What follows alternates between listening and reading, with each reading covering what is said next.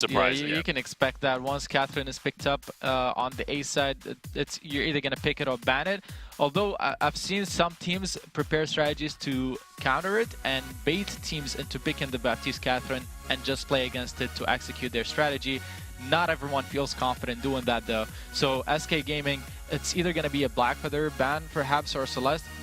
If they leave Celeste open, it's good for them because they would want to combine it with the Catherine. So maybe more likely a Black Feather ban or a Cruel ban just because he's so strong. Yeah, both of those are obviously highly contested picks at the moment. The Black Feather ban I think would make a little bit more sense because if you want to run the Celeste, you don't want your opponents to take the Black Feather. But then at the same time, if you do ban away the Black Feather, that invites G2 to take the Celeste for Hundor. So maybe SK even just bans the Celeste away instead and just takes that off the board because we know how good Hundor can play with that hero. To see where they are going to go with this one. SK using basically all of their bonus time on this ban. It is going to be Cruel taken off the board now, which means G2 have to decide where they want to go. And it's interesting that you would ban a jungler in this situation as well, because G2 can still flex that Lance into the jungle position. G2 almost have to take Celeste here. If they give it over to SK with Catherine, that's going to be a scary comp to go up against. And since they have 2 picks, if G2 doesn't pick Black Feather either, they could take Celeste and Black Feather, run Black Feather in the jungle as weapon power. It's unlikely, but it's a strong composition that SK would be rounding. Yeah, the Celeste will be picked up as well there. I feel like SK almost has to take the Black Feather here. You need something that can get onto that backline, get onto the Celeste, and get in her face. And Black Feather, it has been throughout challengers and a little bit of yesterday. I think we only saw it once in that matchup of a weapon Black Feather versus Celeste. But Black Feather is one of the strongest counters to the Celeste currently. Yeah, and Black Feather has been something that we've seen locked in time and time again here in Europe over the course of yesterday. We've seen quite a bit of Glaive as well. It's not really been seen in this draft specifically, but that could be a final pick for G2 later on in the draft. Now SK have to decide where they want to go with this. If G2 find the opportunity, they might pick Finn last just so that they can round the comp with Celeste, Lance Jungle, and Finn. It's a composition they play very well. Just protect the Hundor composition. Idris CP picked up by SK. We talked about how strong of a pick this is for Kvalifar.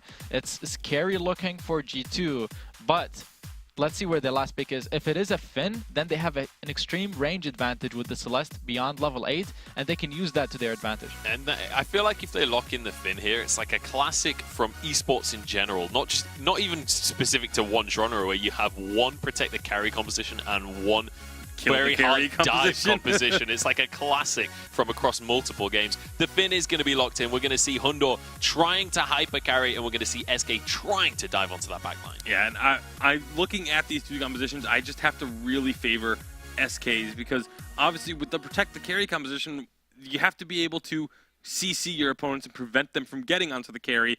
Black Feather ignores all of that. You have Idris who can use his ultimate to avoid a lot of that crowd control and just jump onto the backlines as well. It's going to be extremely difficult. Even though Lance and Finn are 2 of the best protection-based heroes, it's going to be really tough for them to actually keep Hundor safe on the Celeste. I mean, SK can win it, but only if they get ahead mid-game, in my opinion. If G2 manages to get to the level 8 with Celeste and apply a lot of pressure from that point on, they can get a huge gold lead with it just because they have such a big range advantage. But CP Idris is still an extremely strong late game carry, and if he gets to his full build, it can go either way. All right, we'll see whether SK can have that onus on them and drive that game forward. And I mean, that's kind of what we've known SK for, though, right? Being proactive in the early game, trying to make things happen. That's exactly what their composition is looking to do. The question is, are we going to see a lot of that priority around the middle of the map? It's something we were talking about earlier on. Are we going to see these teams adapting to fighting for this early Elder Tree? We absolutely should, because both Lance and Black Feather have very quick early clears. And obviously Finn is very strong level 1. Catherine can also be an incredible asset to your team if you get that stun onto the Lance and Black Feather jumps onto him. You can win those trades, but both teams should be feeling confident in their level 1 fight, and I think we might actually see that level 1, level 2 skirmish. All right, we'll see if we're going to see that coming through in this game. It's time to kick off the broadcast. Hashtag Vainglory on Twitter to let us know who you are supporting, jumping into this very first series of the day. But it's time to pass it over to our casters. It's Dowsy and the Source. Take it away, guys. Thank you very much, Munchables. Here we are, the Halcyon Fold. Two of the European powerhouses heading up against each other to try and get that pole position here in Europe. G2 versus SK, and these composition source are very exciting. Yeah, I don't think we could have gotten a better draft for both high impact variants in where the teams are going to be over the course of the game, and plenty of action going to come out of both these squads. Very excited to see kind of the way this game develops, because if you look at, like the desk was saying, a Lance and a Blackfeather both have very good skirmishing ability, able to take those 1v1, 2v2 fights fairly consistently, both able to delete a hyper carry Idris or Celeste from the map. But then in the late game you have these hyper carries to try and push the boat forward, so it really is going to be about position, map rotations, and who can kind of get the better team fight start. Yeah, we had a 3-man jungle start instead of a 2-man jungle start, so SK just decided to send Kvalifar off into the lane, or well, no, they had Hegman making a little bit of trouble, ran to Nakoa, and Nakoa backed up a little bit to pick up a bit of farm, and so we're seeing some variance in how these jungle starts are coming out between the two teams, and now we're back to this very aggressive, very safe laning while they leave the junglers off to solo. One thing that I think it kind of separates SK from G2 is the way that they G2 decides to spread its gold around the map. G2 very happy to send Hundor towards the back camps to share gold between Hundor and Dark Ghost, sacrifice it, something that they have been well known to do back in spring when G2 had such a strong run becoming the European champions of the Vainglory 8. And right now, I think that's kind of the difference between the two teams, is how comfortable they are. You see them grouping up in the mid. Hegman going to face check a Butch. He's in a lot of trouble. Stunned up, dead. First blood goes to Dark Potato and G2 to get an early lead. Yeah, and that's going to be the first taste of G2 CC, you know, absolute CC control. They have so much crowd control to use over the course of a given fight. And for a minute there, I thought Tyrus had stolen that away. And I like the fact that G2 rotated all members down. Yes, they lose a little bit of that lane farm, but even if they don't manage to get that kill, they're more than willing to share this new ambient golden experience coming out of the jungle, and probably to put the extra regen onto Hundor, give him the last hit, so that he can walk back into lane and be ready to continue the farm. And Heavy invading the jungle here, seeing what he can find. Good quiver comes out of Kiana Nakoa to stop any more forward aggression. Pyra's sitting behind on those last hits, meaning that Dark Potato getting the better of it all, and it's moving into lane, looking for Kvalifar, putting the pressure onto this CP interest, though Hegman and Tyrus will move up to try and relieve some of that. Kvalifar sitting a little bit low, has to be very careful, especially when level 8 comes around for this Celeste. That's when she kind of becomes this really nice counter to the Idris. Yeah, and that was a decent invade timing. They had the wave push up. Kvalifar had a perfect vision of Hundor. They knew they could go in and do that. And, you know, that little bit of jungle farm that steal away is going to result in them also getting that treant, a little bit more pressure, and that's going to make up for the initial death by Hegman. It doesn't completely negate the gold difference. As we can see, there is a bit of an advantage there, but it will at least keep the members of SK in the game, keep them moving around the board, and be ready for the next team fight. So, currently, let's look at the items that are being purchased here. Yesterday, we saw Kvalifar pick up that Frostburn on the Idris. I do wonder if he will opt in perhaps for a Shatterglass in this game. I think it's probably going to be more beneficial to the Idris. The last game, you know, there was definitely an argument to be made for Frostburn over Shatterglass. A lot of melee threat that if you slowed down could give you an advantage, and that's how SK were able to keep their opponents at bay. But in this game, I'm not sure it's the same story. Tyra's in a bit of trouble. Hegman will go in to stop Dark Potato aggressing. It's going to be SK roaming on down. Kvalifar has the gold for a Shatterglass. Hundor completing an Eve of Harvest early shows that he's not really looking for early fights. There it is, Frostburn again. So Kvalifar really does just favor the Frostburn on CP Idris. I'm with Kvalifar on this one. Even if you don't necessarily need the heavy amount of kiting, even if there aren't that many, you know, heavy diving melees that you have to worry about, you know, Finn's not that mobile. If you can continuously kite him around, you're going to be able to get additional damage. Once that Broken Myth comes out, the stacks are basically going to be free. And it's also pretty good for dealing with the Lance. If you can kind of slow and set Lance off pace, it's really easy for somebody to miss and impale. and then that really, just slows down what Lance is going to be able to do and makes him vulnerable. G2 looking to come on in here. The Potato didn't look like he wanted to go for that Impale. Idris can be fairly good into Lance. If you're timing your Shroud Step correctly, you can roll away from it, avoid those Impales coming in. So the benefit of surprise is going to have to be used, I think, but there's so much CC. If you can get him up against the wall, it works out. But Hegman dives on in, makes sure that there will be no stuns coming on to Kavalifa. Hegman, a player that I think has surprised a lot of people here on the fold. Most people going to remember him as Red Action from the Cyclone, played with them during the spring Vainglory 8 season, had a break, now back, new name, new me, new team, and he's been performing outstandingly. Yeah, aside from that one face check at the beginning of the game, we've seen Hegman have pretty good game sense as to where to be and when to be there to protect his teammates. And that fight was about to start up in the lane, Hegman just lands the stun and says, no, we're not even going to consider picking this fight. It's not advantageous for us. It doesn't look good. And, if you have a player who's willing to make those types of plays, you're usually going to be very safe as a carry. And we've seen that SK is very confident in letting Kavalifa, kind of run the table. We'll see whether or not they can make that happen in this game. CP is going to take a little bit longer before he's online. Yeah, same with this Celeste here. Currently Hundor building towards the Frostburn, has the gold for it, will purchase it. And one of the interesting dynamics that I think SK is going to have going for it is, a tweet from Raph earlier on this week was, I'm not going to be playing in week 1, but I'll be back in week 2 for SK. So there's rivalry now established between these two captain players, both going to be fighting for that starting role. And that can really drive some friendly competition, some, friendly need to improve and be the better captain for the team. So for SK, this can really benefit them, I guess, in the long run in their bid to becoming the European representative at Worlds. Yeah, and there's two kind of sides to that coin. One, you get the rivalry, you get the ability for you to be able to talk, have another person on the team who knows your strategies, knows your play styles, and you can kind of converse about that. But we've got it. Tyrus is well caught out here. He is in so much trouble. Hegman not in range for the fountain. Holds onto it though, knowing that he wasn't unable to save his jungler. That's the risk, I guess, of counter jungling without full-on vision control, without support from the team. Yeah, it looks good for a moment. Ooh, Force the Cord being used and a Blast Charmer to answer back. Hegman will use that ultimate to kind of deter the motion of the side of G2. SK, they can kind of continue to poke and prod as long as those chakrams are landing. Even if Hundor is kind of at full health, one good chakram and that's Hundor at half. Kavalifa gets hit. He's at level 8 now, which is becoming a bit of an issue. It's that power spike for Celeste. The Helogenesis extended range now up to 9 from 7, which provides the sieging aspect for G2, and it makes things very difficult for this Idris. Yeah, 1k-ish gold down is the side of SK, so they're not super far behind. They should be able to easily make a comeback with a good team fight.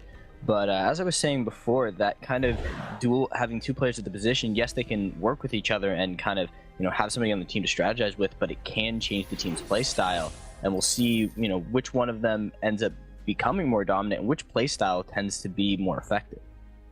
Okay, so we have that alternating current now available for Kavalifa. Hundor very close to hitting his 3-item spike with that clockwork, which just makes Celeste so hard to deal with. The Helogenesis off cooldown practically at a second's notice means that you can really do extra damage with the supernova when you pop it on the same spot. There's the issue that SK are going to be facing in this game. They kind of require a solid engagement from Hegman and Tyrus, but the front line from G2 and G2's ability to play around Hundor are just so good. It's going to be really difficult for SK to even get on top of this Celeste. Yeah, and on top of that, they also have to deal with the fact that Nakoa has shown very, very good skill on the Finn in the last 2 days, including this game as well. So you have to worry about kind of getting around that pillar of crowd control, and it's just going to be difficult for Kavalifa to really get around him. I think once the Broken Myth comes through, maybe we see a little bit more confidence out of SK. Hegman hasn't really been able to look for any of those flanks, find an angle.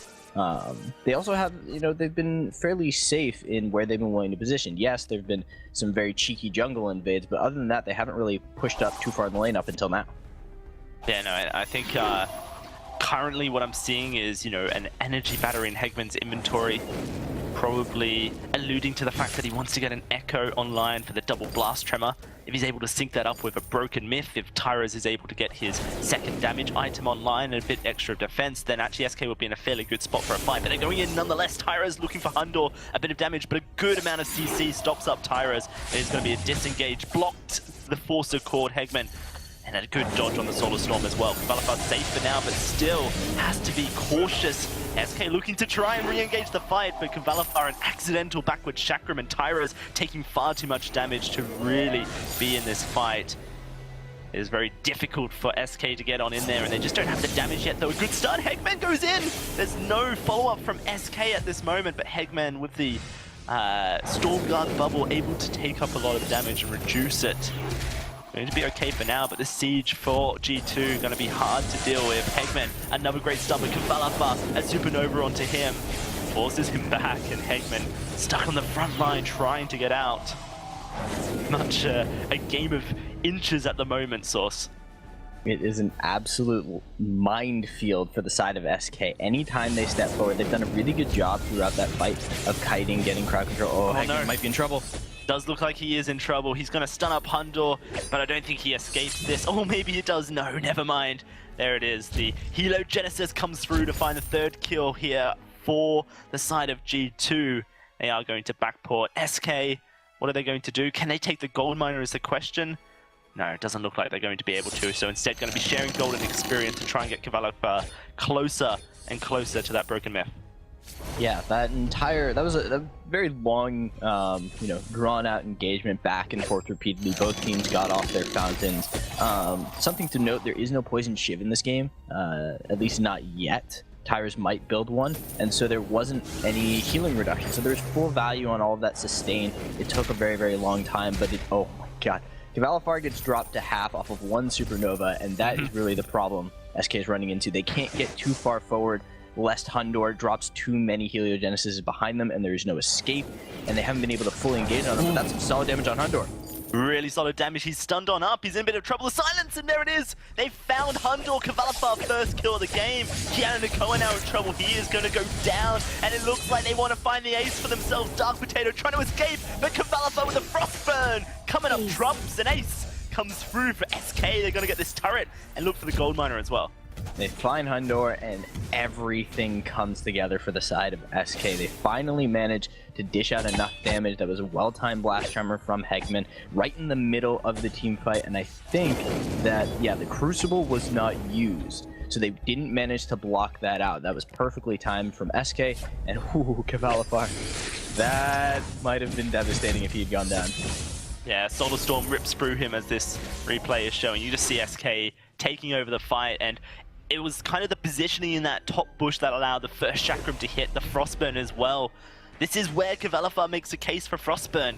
If that chakram does connect with Hundor, then the ability for Hegman and Tyros to get on into the fight quickly and provide extra slowing, extra CC disruption is pretty huge. So the Frostburn, hey, the argument continues. Kavalafar certainly making a good case. Has this broken myth online now. I have to see how SK reacts. It's Tyros dumping on him. Lots of damage on the Hundor. Deleted instantly. And now Dark Potato's in trouble as well. Cannot escape. It's a double for Tyros, the player that made names for himself, now moving to try and find Keanu Nakoa as well. SK wanting another ace for themselves, and I don't see a reason that they can't get it. Here it goes. Tyros looking for his triple. He'll get the ace for his team. The sentry will go down, and SK are in the driver's seat.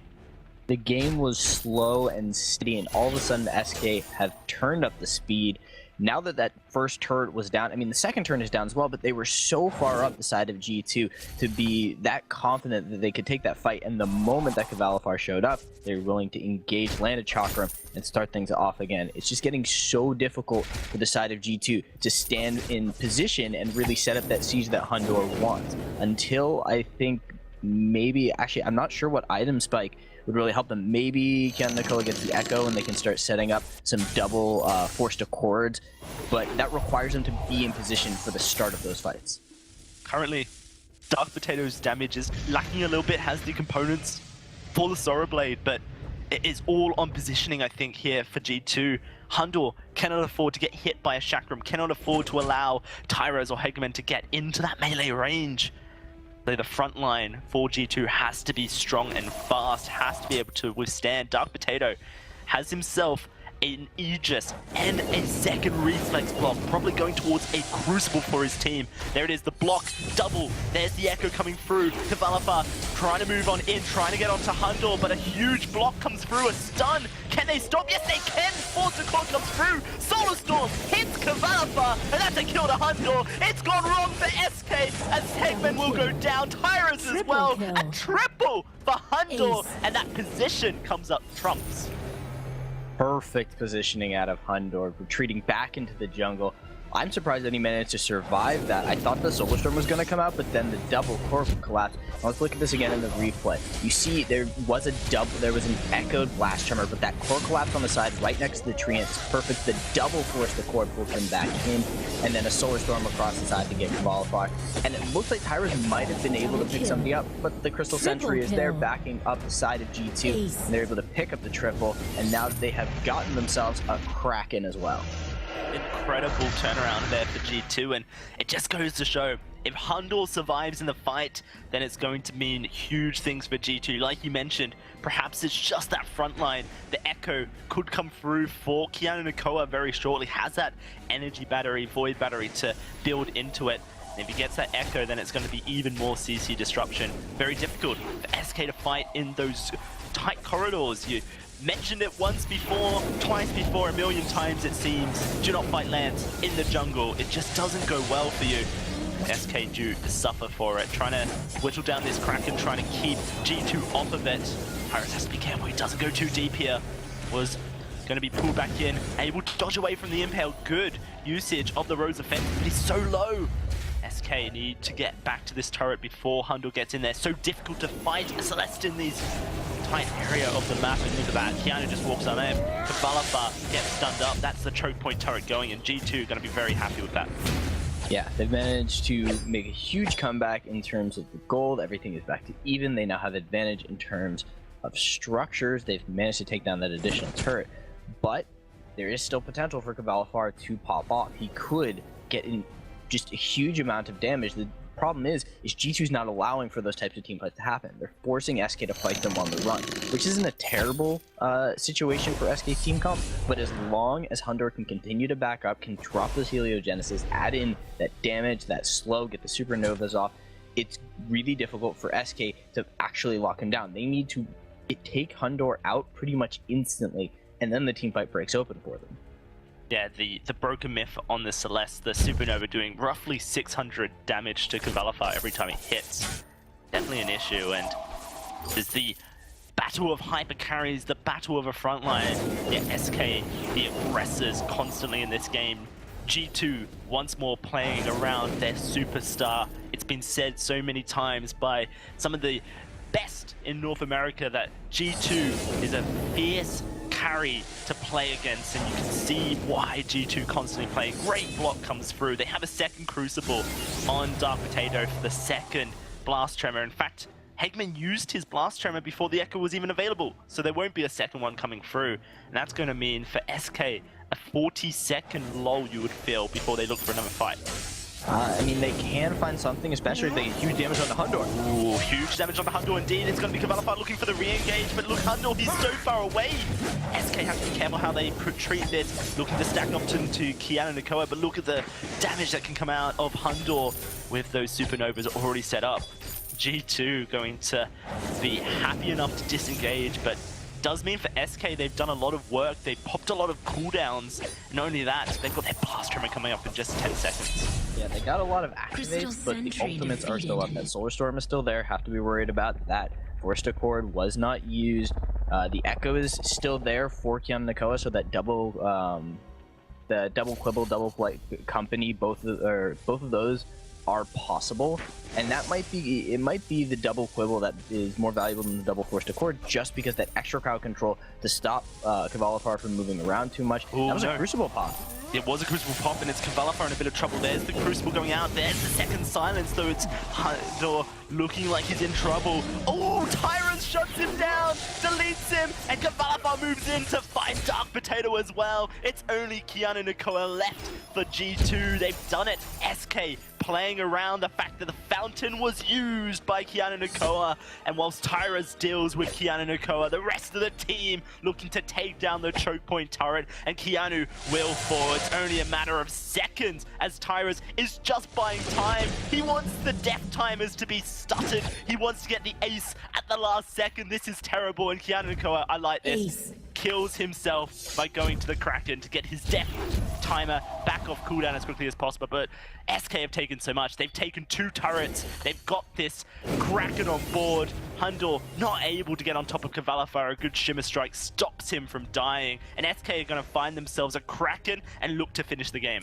They do need to be careful about the possible Solar Storm steal. That could take out Tyrus if he's in the wrong position. Hegman should kind of, position towards that aggressive side. But now that Kavalafar is here, they will be able to easily pick up the Kraken. And that was just a great, early team fight. Once that fountain was down, once all those activates were used, it didn't look like SK would really want to take another team fight, but they finally managed to get tires on Hundor. There wasn't enough crowd control to be able to peel him off, and they were able to pick up that kill and then snowball out the fight. And pretty much as soon as Hundor goes down, things get out of control. I love this last purchase from Hegman as Stormcrown for Catherine. SK are convinced that this is the last team fight of the game, that this is the last push for them. So any extra objective damage they have is going to get them towards that game 1 win. And Hegman going to be looking to provide the true damage as Stormcrown provides. A huge blast drum comes through. The Echo goes out as well. SK moving on in. Hundor on the front line is going to get in trouble. Kavalafar moving on in. Shimmer Strikes over. Hundor, he's still alive somehow, but Tyra's looking to finish the job. It's a trade 1-for-1 for the Kraken. She's on the Vein Crystal turrets, and Hegman's Stormcrown is doing the damage. SK have done it. They've cracked open G2, and they're going to take game 1 of this series. A well-played game by SK, especially to be able to prioritize targets really, really well. I think that's really how they were able to make it through all that defense, because we saw what happened when a team fight failed. They couldn't get through enough of the damage onto the tanks, and Hundor was able to continuously kite them. But as the game went on, SK was able to finally find those targets. Incredible play from SK. Hegman finishing with